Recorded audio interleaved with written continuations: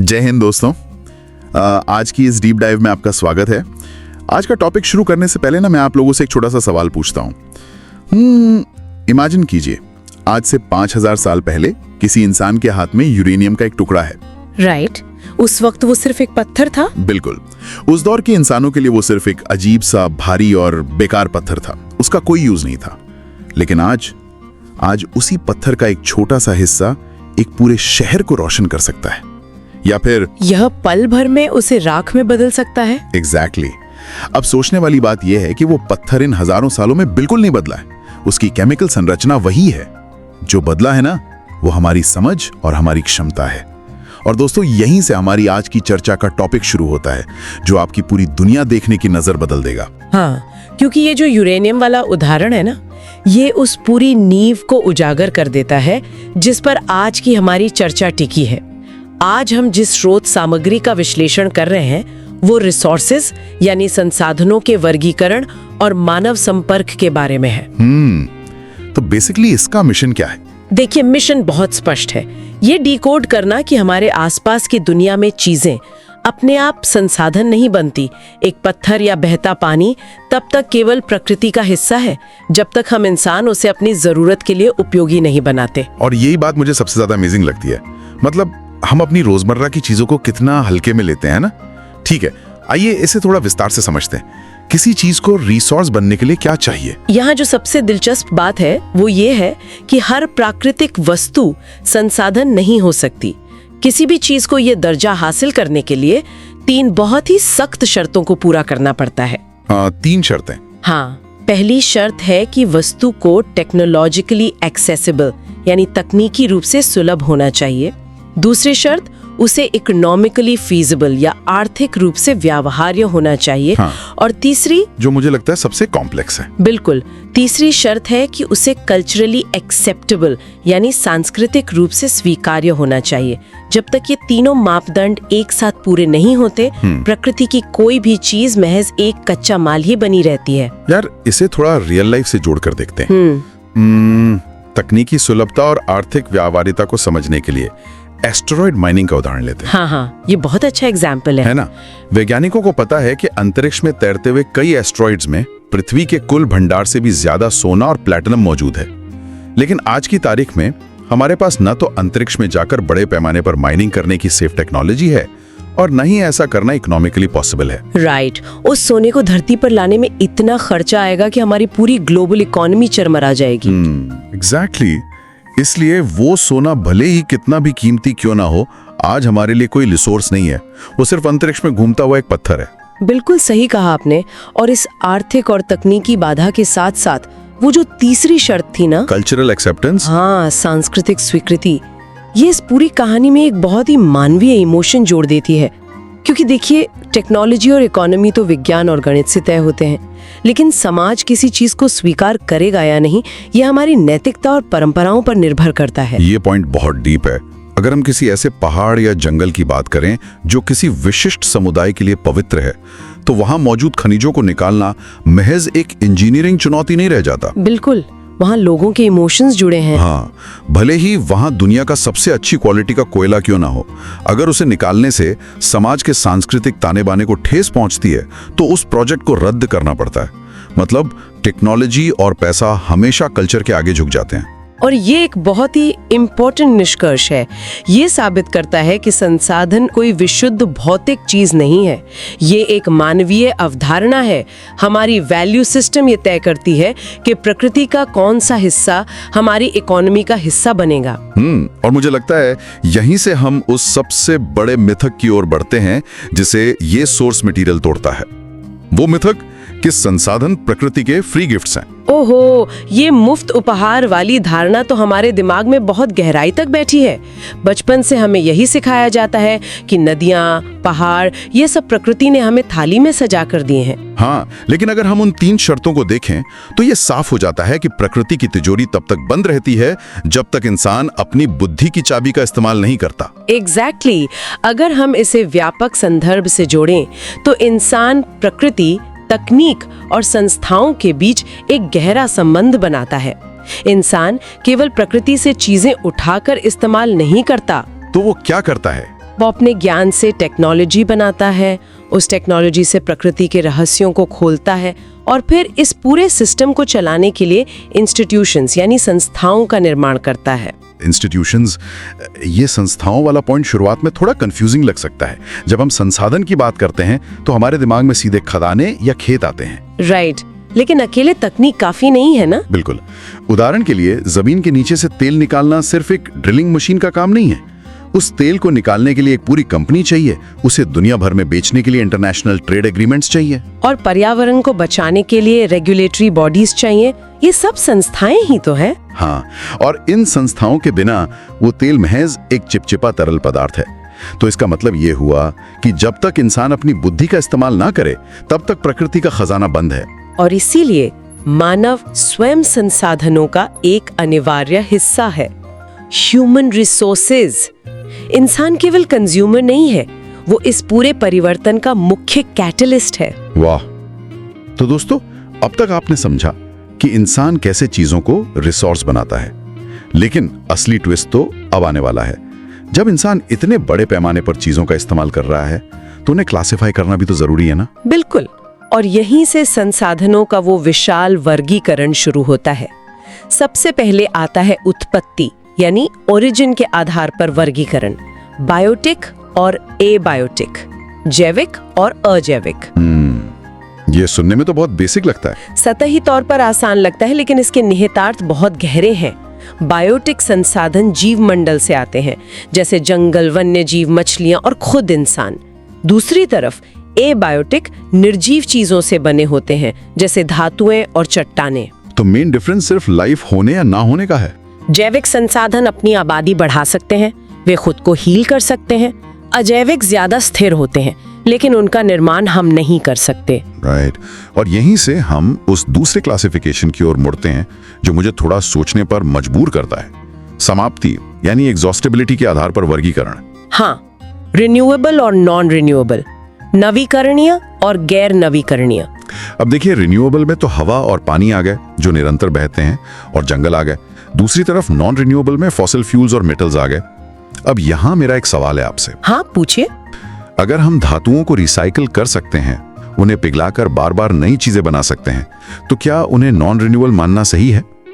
मेरा मतलब है, अगर एक लोहे की कार पुरानी हो जाती है तो उसे पिघलाकर हम कुछ और बना लेते हैं, वो खत्म ही कहाँ हो रहा है? ये एक बहुत ही तार्किक उलझन है। इसे इस नजर से देखते हैं, रिन्यूएबल का असली मतलब क्या है?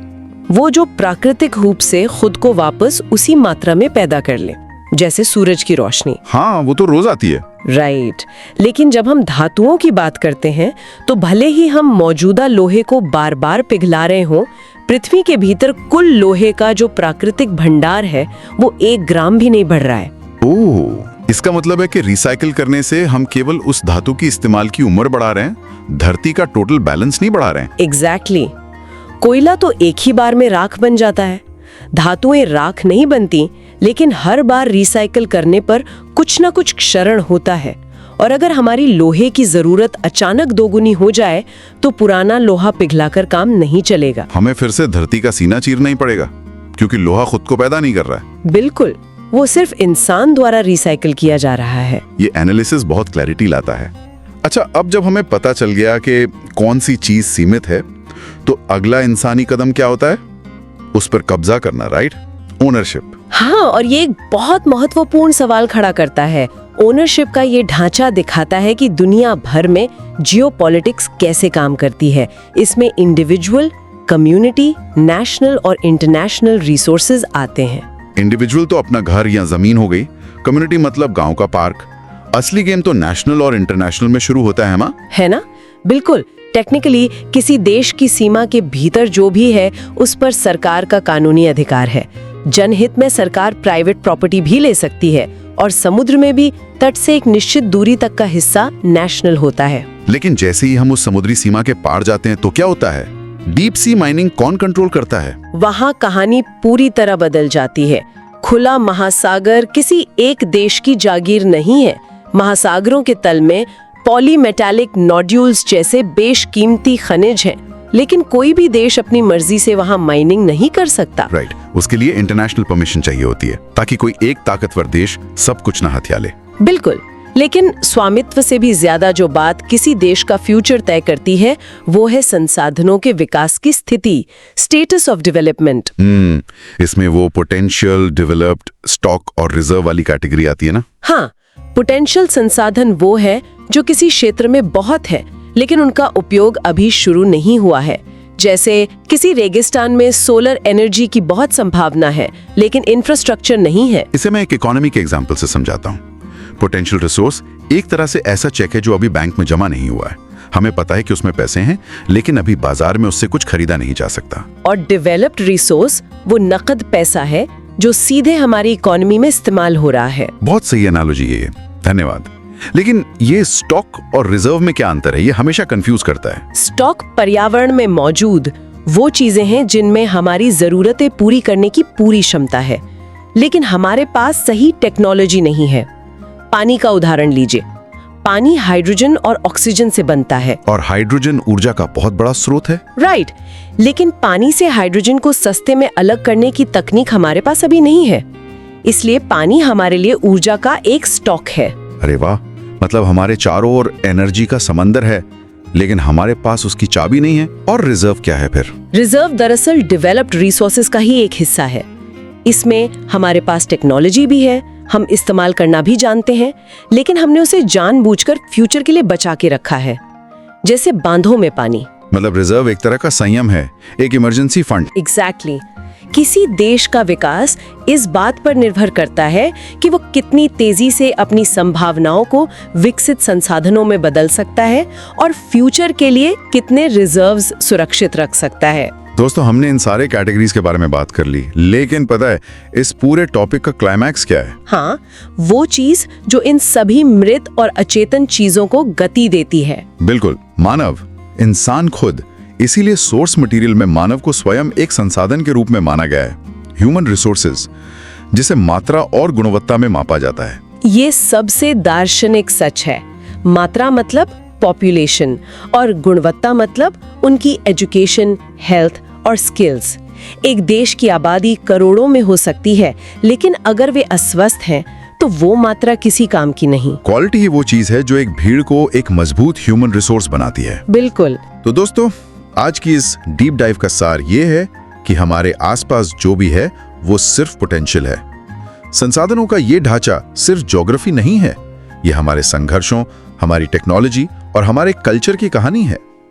अगली बार जब आप लकड़ी के एक टुकड़े को देखें तो याद रखिएगा कि वो प्रकृति और सदियों की मानवीय बुद्धि का रिजल्ट है। और ये नजरिया हमें पर्यावरण के प्रति ज्यादा जिम्मेदार भी बनाता है ना? बिल्कुल बनाता है। इसी थॉट के साथ हम आज की इस चर्चा को खत्म करते हैं, लेकिन जाने से पहले आप लोगों के लिए एक बहुत ही गहरा सवाल छोड़ के जा रहा हूँ। कमेंट करके जरूर बताइएगा कि आपका इस पर क्या टेक है। हाँ बिल्कुल। दोस्तों, हम रोज नई खदानें खोदने और महासागरों की गहराई नापने में खरबों डॉलर लगा रहे हैं। हम अपने भौतिक संसाधनों को बढ़ाने की अंधी दौड़ में हैं, लेकिन जरा सोचिए, अगर हमारी अपनी क्वालिटी, हमारा हेल्थ, हमारी एजुकेशन ही कमजोर पड़ जाए तो क्या होगा? वही तो, अगर इंसान ही खोखला हो जाए जो बाकी चीजों को वैल्यू देता है, तो क्या इस धरती के किसी भी सोने या तेल का कोई मोल रह जाएगा? क्या हम भौतिक संपदा निकालने की दौड़ में उस इंसान की क्वालिटी को तो इग्नोर नहीं कर रहे, जिसके बिना हर खजाना सिर्फ एक पत्थर है? बहुत ही सोचने वाली बात है ना? इस सवाल पर विचार जरूर कीजिएगा। अगर आपको आज का ये एपिसोड आज की ये डीप डाइव पसंद आई हो तो वीडियो को लाइक करें, अपने दोस्तों के साथ शेयर करें और हमारे चैनल को सब्सक्राइब करना ना भूलें, ताकि आप ऐसा कोई भी पावरफुल कंटेंट मिस ना करें। आज के लिए बस इतना ही। जय हिंद।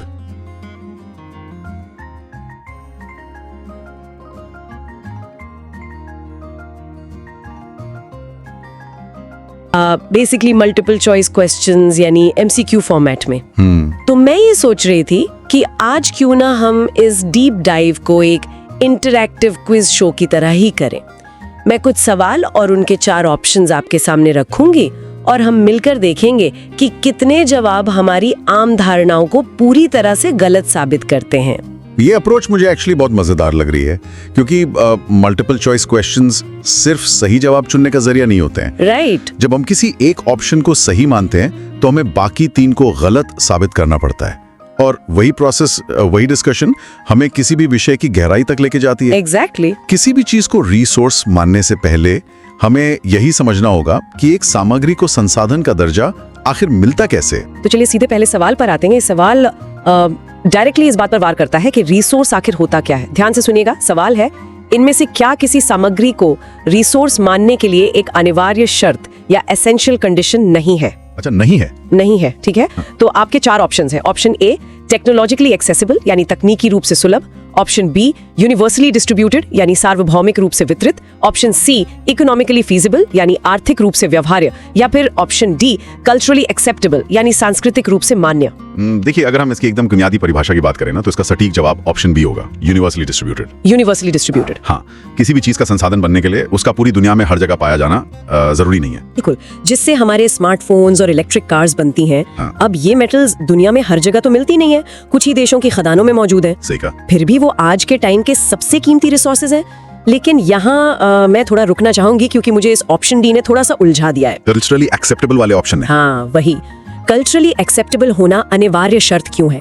मतलब मैं ये सोच रही थी कि अगर मेरे पास तकनीक है और उस चीज से दुनिया भर का पैसा बन सकता है, तो इसमें संस्कृति या कल्चर बीच में कहाँ से आ गया? ये थोड़ा अव्यावहारिक नहीं लगता सुनने में? शुरुआत में ये थोड़ा अजीब जरूर लगता है, मैं समझ सकता हूँ, लेकिन अगर हम इसे डीपली सोचें तो ये पूरी तरह से तार्किक है। देखिए, एक संसाधन का मूल आधार क्या है? इंसान की जरूरत। एग्जैक्टली, इंसान की जरूरत और उसका उपयोग। अब अगर कोई समाज किसी चीज के इस्तेमाल को नैतिक या सांस्कृतिक रूप से गलत मानता है, तो चाहे उसमें कितना भी आर्थिक फायदा क्यों ना हो, वो उस समाज के लिए रिसोर्स नहीं बनेगा। अच्छा। उदाहरण के तौर पे मान लीजिए एक ऐसी नदी है जिसे किसी खास समुदाय में बेहद पवित्र माना जाता है। राइट। और वहाँ डैम बनाना उनकी आस्था के खिलाफ है। ओह, मैं समझ रही हूँ। तो वहाँ पर अगर कोई बड़ी कंपनी हाइड्रो इलेक्ट्रिक डैम बनाना चाहे, तो चाहे उनके पास कितना भी पैसा हो और बेहतरीन इंजीनियरिंग हो, हाँ, फिर भी वहाँ डैम नहीं बन पाएगा, क्योंकि उस समाज की स्वीकृति नहीं है उस चीज के लिए। बिल्कुल यही बात है। संसाधन सिर्फ एक भौतिक वस्तु या पैसा और तकनीक का जोड़ नहीं होता, वो सामाजिक इजाजत पर भी उतना ही निर्भर करता है। अगर समाज उसे अपनाने से इनकार कर दे तो वो रिसोर्स बेसिकली वहीं खत्म हो जाता है। वाह, ये वाकई एक नया नजरिया देखने का। और वैसे इसी बात पर हमारा अगला एमसीक्यू बेस्ड है। चलिए सुनाइए। ये सवाल हमारी उन किताबी धारणाओं पर और भी बड़ा हमला करता है। सवाल यह है कि आम धारणा के विपरीत टेक्स्ट संसाधनों की शैली यानी नेचर ऑफ रिसोर्सेज का क्या वर्णन करता है? ऑप्शंस पर गौर कीजिए। Option A, they are free gifts of nature. Option B, there are direct function of human activities. Option C, they exist independently of society. या फिर option D, they are entirely synthetic. तो इस सवाल का सही जवाब ऑप्शन बी है, they are a direct function of human activities. Direct function. हाँ, यानी संसाधन सीधे तौर पर इंसानी क्रियाओं का ही परिणाम होते हैं। रुकिए, इस पॉइंट पर मैं आपसे थोड़ा डिसएग्री करूंगी। अच्छा, क्यों? क्योंकि बचपन से हमारी सारी किताबों में यही तो लिखा है कि सूरज की रोशनी, जंगल, बहती नदियां और हवा, ये सब फ्री गिफ्ट्स ऑफ नेचर है। इंसान का इसमें क्या रोल हो सकता है? अब कोयला तो उस धरती के बनने के वक्त से वहीं दबा हुआ है ना। हाँ, दबा तो है। इंसान ने थोड़ी ना उस कोयले को बनाया है जाके जमीन के नीचे। पर ये जवाब तो कह रहा है कि सब कुछ ह्यूमन एक्टिविटी है। ये कैसे? देखिए, कोयला जमीन के नीचे करोड़ों साल से था, ये बात पूरी तरह सच है। लेकिन यहाँ पर एक सवाल उठता है, क्या वो एक संसाधन था उस वक्त? नहीं था। वो तब तक सिर्फ एक काला पत्थर था जब तक इंसान ने अपनी तकनीक से उसे बाहर नहीं निकाला और उसे ऊर्जा पैदा नहीं की। अच्छा, हाँ। मैं आपको इसका एक और बेहतरीन उदाहरण देता हूँ, यूरेनियम का। यूरेनियम, ठीक है। 15वीं और 16वीं शताब्दी में यूरोप के जो सिल्वर माइनर्स थे ना, जब वो खदान में खुदाई करते थे, तो उन्हें अक्सर एक अजीब सा काला पत्थर मिलता था, जिसे वो लोग पिच ब्लेंड कहते थे। Pitch blend. हाँ, अब वो पत्थर उनके लिए सिर्फ और सिर्फ कचरा था, एक ऐसी रुकावट थी जो उनके टूल्स खराब कर देती थी, बस। तो मतलब उनके लिए यूरेनियम किसी काम का नहीं था उस जमाने में, वो उसे फेंक देते थे। बिल्कुल नहीं, एकदम फेंक देते थे। लेकिन फिर 1930 के दशक में क्या हुआ, इंसान ने न्यूक्लियर फिशन की तकनीक खोज ली और अचानक से वही कचरा जिसे लोग सदियों से फेंक रहे थे, वो अचानक दुनिया का सबसे शक्तिशाली ऊर्जा का स्रोत बन गया। ओह बाप रे, सही बात है। प्रकृति ने अपना मटेरियल नहीं बदला था, वहां इंसान ने अपना ज्ञान बदला। तो बेसिकली इंसानी क्रिया यानी ह्यूमन नॉलेज और तकनीक ने उस पत्थर को रिसोर्स बनाया। तो एक तरह से हम कह सकते हैं कि प्रकृति सिर्फ एक ब्लैंक कैनवस है, या फिर प्रकृति सिर्फ हमें इंग्रेडिएंट्स देती है। बिल्कुल सही एनालॉजी है। लेकिन देखिए, अगर इंसानी क्रिया और ज्ञान ही सब कुछ है, तो एक बड़ा सवाल अब ये उठता है कि हम प्रकृति को अपने उपयोग के लायक आखिर बनाते कैसे हैं? वही प्रोसेस क्या है ना? हाँ, इस प्रोसेस में आखिर कौन से स्तंभ या पिलर्स शामिल है? इस पर इस डॉक्यूमेंट का अगला सवाल आता है। सुनिए, सवाल है, पर्यावरण की सामग्रियों को उपयोगी संसाधनों में बदलने की प्रक्रिया में प्रकृति और तकनीक के अलावा तीसरा कौन सा मुख्य स्तंभ शामिल है? तीसरा पिलर, ठीक है। 4 ऑप्शंस हैं।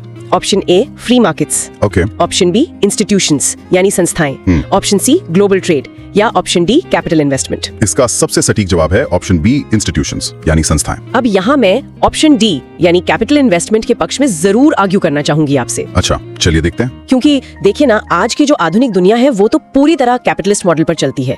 अगर मेरे पास नेचर के रूप में जमीन है और टेक्नोलॉजी की पूरी नॉलेज है तो मुझे सिर्फ पैसा चाहिए होगा ना। पैसा तो चाहिए। वही तो, अगर मैं पैसा लगाऊंगी तो फ्री मार्केट अपने आप उस रिसोर्स को पैदा कर देगा और लोगों तक पहुंचा देगा।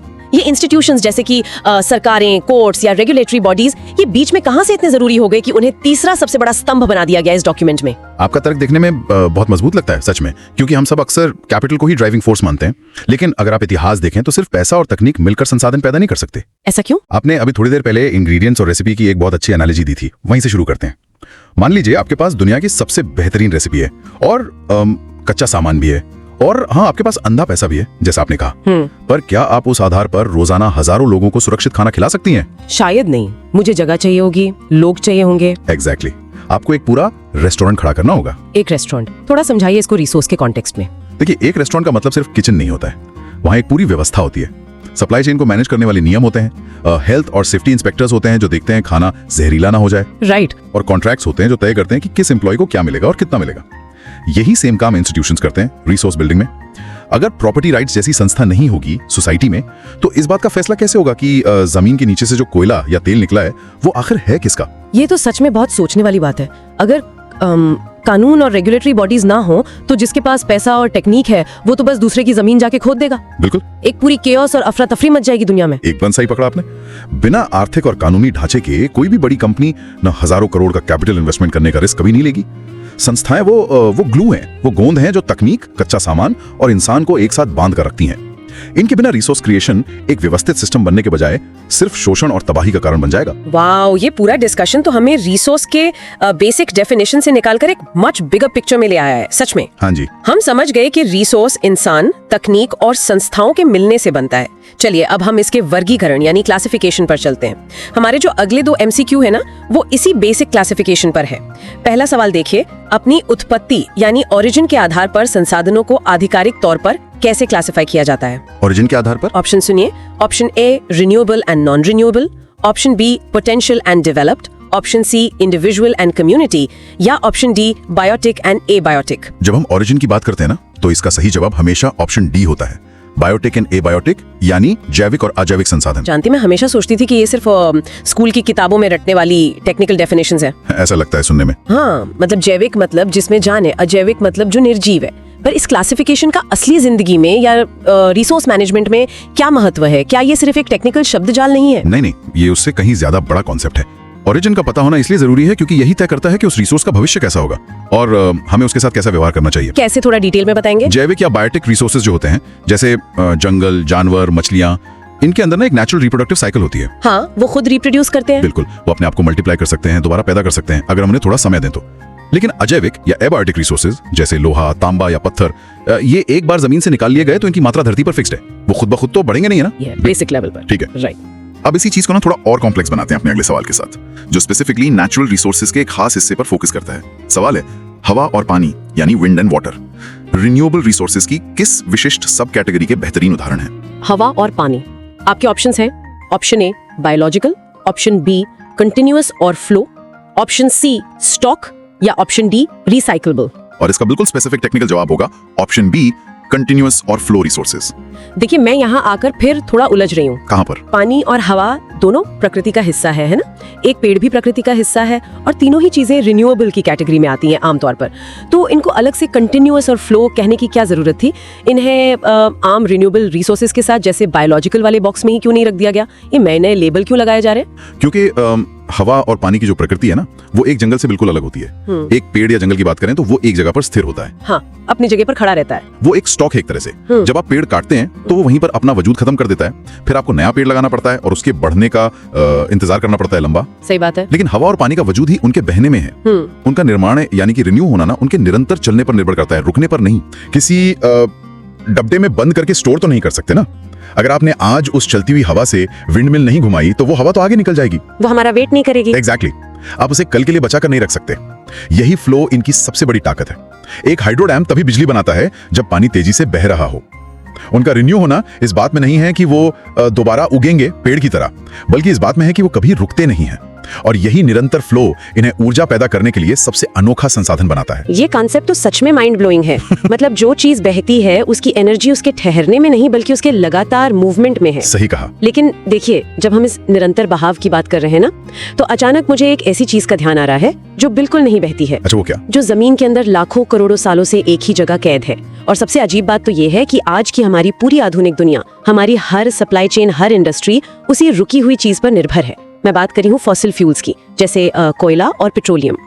हमारा आखिरी सवाल बिल्कुल इसी पर चोट करता है। चलिए देखते हैं। सवाल गौर से सुनिएगा। क्लासिफिकेशन फ्लो चार्ट के अनुसार फॉसिल फ्यूल्स बिल्कुल किस कैटेगरी में आते हैं? Option A non renewable recyclable, option B non renewable non recyclable, option C renewable biological, या option D natural flow. Text और भूगोल दोनों के हिसाब से इसका जवाब ऑप्शन बी है, नॉन रिन्यूएबल और नॉन रिसाइक्लेबल। जानते हैं, ये जवाब सुनने में और बोलने में एक बड़ी अजीब सी गंभीरता महसूस होती है मुझे। गंभीरता कैसी? नॉन रिन्यूएबल तो मैं समझती हूँ कि कोयला या तेल एक ना एक दिन जरूर खत्म हो जाएंगे, लेकिन इस शब्द के साथ जुड़ा हुआ जो दूसरा शब्द है ना, नॉन रिसाइक्लेबल, ये अपने आप में एक एब्सोल्यूट एंड, एक एक्सट्रीम डेड एंड की तरफ इशारा कर रहा लगता है। और ये डेड एंड होना एक बहुत कड़वा सच है। अगर हम इसे दूसरे नॉन रिन्यूएबल रिसोर्सेज से कंपेयर करें, जैसे मेटल से, तो फर्क एकदम साफ दिखता है। कैसे? एक लोहे की गाड़ी को लीजिए आप। लोहा जमीन में एक तय मात्रा में है, यानी नॉन रिन्यूएबल है ना? हाँ। लेकिन जब वो गाड़ी 10 साल बाद पुरानी हो जाती है, खराब हो जाती है, तो आप उस लोहे को पिघला कर फिर से नई गाड़ी या किसी और बिल्डिंग का ढांचा बना सकते हैं। आप उसके आखिरी एटम तक को दोबारा इस्तेमाल कर सकते हैं और वो साइकिल में वापस आ जाता है। मतलब उसका रूप बदल जाता है, पर वो गायब नहीं होता दुनिया से। एग्जैक्टली। लेकिन फॉसिल फ्यूल्स के मामले में ऐसा बिल्कुल नहीं होता। एक बार तेल की एक बूंद कार के इंजन में या किसी फैक्ट्री की भट्टी में जल गई तो वो हमेशा के लिए धुएं, हीट और राख में बदल जाती है। उस जली हुई ऊर्जा को वापस इकट्ठा करके फिर से पेट्रोल तो नहीं बनाया जा सकता ना? नहीं, वो तो इम्पॉसिबल है। वो इस ग्रह से कम अपने इस फॉर्म में हमेशा के लिए खत्म हो गई। और यही पॉइंट जियोपॉलिटिक्स के नजरिए से एक बहुत बड़ा रेवलेशन है।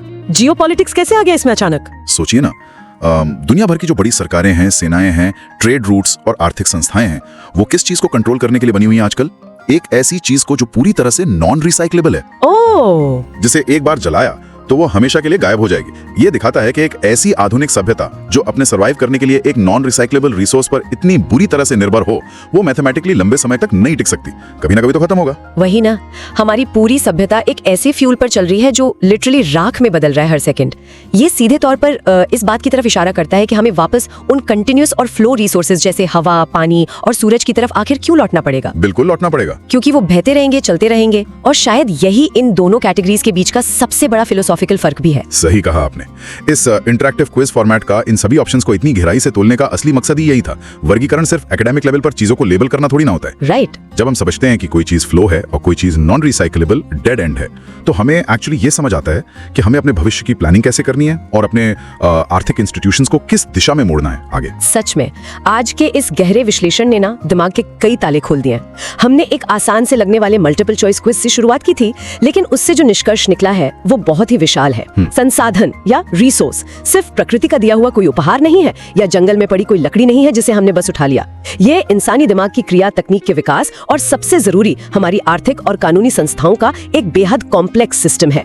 और इनका वर्गीकरण, चाहे वो फ्लो हो या नॉन रिसाइक्लेबल डेड एंड हो, हमें इनकी अहमियत और उनके अंत दोनों के बारे में सिखाता है। मैं आपकी इस समरी से पूरी तरह सहमत हूं और मुझे पूरा यकीन है कि इस लंबी चर्चा के बाद जब भी कोई इस पॉडकास्ट को सुनने वाला रिसोर्स शब्द पढ़ेगा या सुनेगा ना, तो उसे सिर्फ एक तेल का कुआं, कोयले की खदान या जमीन का टुकड़ा नहीं दिखेगा। हाँ, उसे पूरी एक कहानी दिखेगी। उसे एक पूरी व्यवस्था, एक लंबा प्रोसेस दिखेगा जिसमें इंसान और प्रकृति दोनों एक साथ शामिल हैं। यही तो ऐसी चर्चाओं का असली मजा होता है। चीजें बिल्कुल वैसी नहीं होती जैसी हमें बचपन से सिखाई जाती हैं। पर देखिए, आज के इस एपिसोड को खत्म करने से पहले मैं इस सबको एक नए और थोड़ा प्रोवोकेटिव नजरिए से देखना चाहती हूँ। चलिए देखते हैं। आज हमने सीखा कि यूरेनियम जैसी चीज जो सदियों तक सिर्फ कचरा थी, उसे इंसान ने अपनी नॉलेज से दुनिया का सबसे बड़ा रिसोर्स बना दिया। बिल्कुल। इंसान का दिमाग ही तो चीजों को रिसोर्स बनाता है ना। तो अब सोचिए, आज जब हम आर्टिफिशियल इंटेलिजेंस, क्वांटम कंप्यूटिंग और स्पेस एक्सप्लोरेशन की नई दुनिया में आगे बढ़ रहे हैं, आने वाले 50 सालों में ऐसे कौन से नए संसाधन बनेंगे जिन्हें आज हम सिर्फ खाली जगह या किसी काम का नहीं मानते हैं? ये तो एकदम माइंड बॉगलिंग सवाल है ना? क्या वो स्पेस में तैरते एस्ट्रॉइड्स की धूल होगी, या शायद डिजिटल डेटा और उनके एल्गोरिदम्स का कोई बिल्कुल ही नया रूप होगा? अगला बड़ा रिसोर्स हमारी आंखों के बिल्कुल सामने खड़ा हो सकता है, बस हमने अभी तक अपना दिमाग लगाकर उसे पहचाना नहीं है। आने वाले वक्त में इस पर थोड़ा विचार जरूर कीजिए।